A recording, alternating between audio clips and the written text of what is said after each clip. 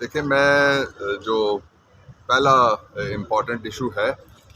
وہ یہ ہے کہ جو اسلام آباد کے پورے اسلام آباد اور وفاق کے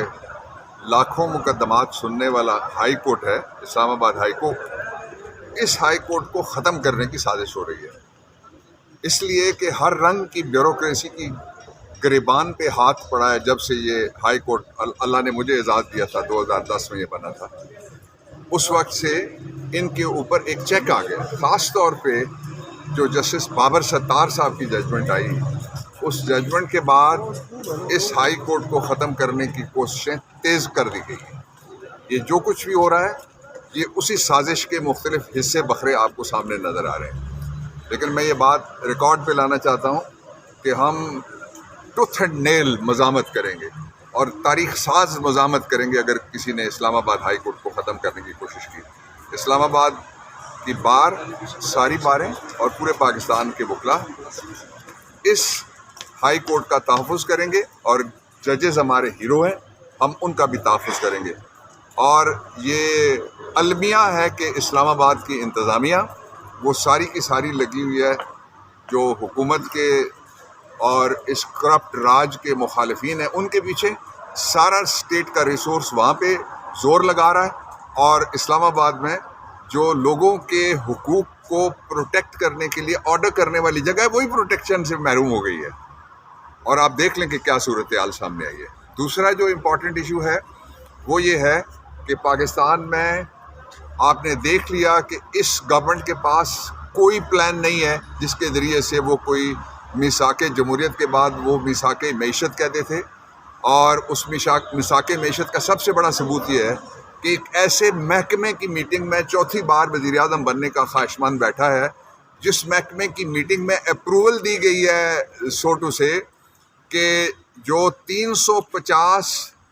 بلین روپے کا ہمارا والٹن ایئرپورٹ ہے لاہور کا، اس کو 50 بلین میں بیچا جائے۔ آپ دیکھیں گے پیچھے جس طرح سے پہلے بھی انہوں نے جو کچھ خریدا، بینک تھے وہ بھی یہ خود خریدتے ہیں آگے فرنٹ میں کمپنی رکھ کے، تو وہ خریدنے کی کوشش کر رہے، یعنی وہ اس قدر لڑک گیا، گر گیا کا لفظ میں نہیں استعمال کر رہا، غیر پارلیمانی ہو جائے گا، لڑک گیا، اس قدر کھائی میں گر گیا ہے کہ وہ ایک محکمے کی میٹنگ میں جا کے بیٹھتا ہے، اور اس کی وجہ وہ جو 350 بلین US ڈالر کا ہے، وہ جو پرائیویٹ ایئر کرافٹ اونرز ایسوسی ایشن ہے، ہم اس کے مطالبے کی حمایت کرتے ہیں کہ یہ کوڑیوں کے بھاؤ اس مول پہ نہیں بیچنا چاہیے جو والٹن ایئرپورٹ ہے۔ تیسری امپورٹنٹ بات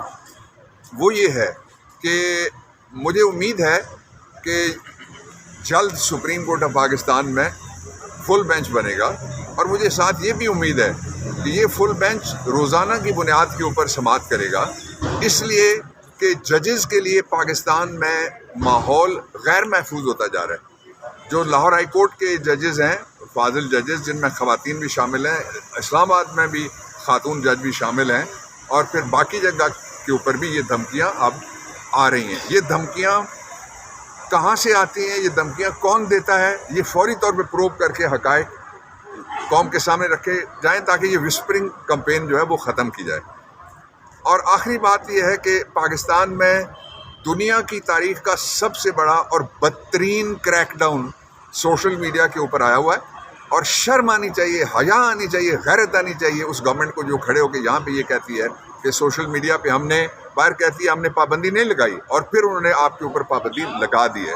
ہم اس پابندی کو بھی نہیں مانیں گے۔ اس ساری صورتحال میں سے نکلنے کا صرف ایک راستہ بچا ہے، یہ تو آپ نے دیکھ لیا، یہ گورنمنٹ ریسٹور نہیں کر سکتی اکانومی، یہ اعتماد بحال نہیں کر سکتی، اس لیے کہ 336-40 کی اسمبلی میں 17 سیٹیں، کوئی کہتا ہے 25 سیٹیں، آپ 26 لگا لیں، 26 سیٹوں والے بیٹھے ہوئے ہیں جب حکمرانی کے لیے جہاں 171 سیٹوں کی ضرورت ہوتی ہے، تو یہی حال ہونا ہے۔ اس لیے فوری طور پہ نئے انتخابات کا اعلان کیا جائے، نئے انتخابات نئی امید لے کے آئیں گے، نئے انتخابات عمران خان کو لے کے آئیں گے، اور نئے انتخابات پاکستان کے لیے ایک تحفظ کا ماحول لے کے آئیں گے۔ ورنہ یہ جو علاقائی جنگ ہے اس میں لوگ دھکا دے رہے ہیں آہستہ آہستہ۔ آپ کچھ چیزیں میں نہیں کہنا چاہتا لیکن میں اشارہ ضرور کرنا چاہتا ہوں کہ جو مڈل ایسٹ کی جنگ ہے اس میں مغربی طاقتیں پاکستان کو ملوث کرنے کے لیے لگی ہوئی ہیں، اس سے ہمیں بچنا ہوگا۔ سر، سائفر کے اس آخری مراحل میں داخل ہو گئے ہیں، کیا سمجھتے ہیں کہ کیا فیصلہ ہو سکتا ہے؟ خان صاحب کیا عمران خان کے خلاف ہماری خواتین خواب و صنم بلوچ ہو، خواب و عالیہ حمزہ ہو، یاسمین راشد ہو، اور پاکستان کے بچے جو سوشل میڈیا کے اٹھائے گئے ہیں، کسی کے خلاف کوئی ایک کیس بھی ایسا نہیں ہے جو میرٹ پہ بنتا ہو. یہ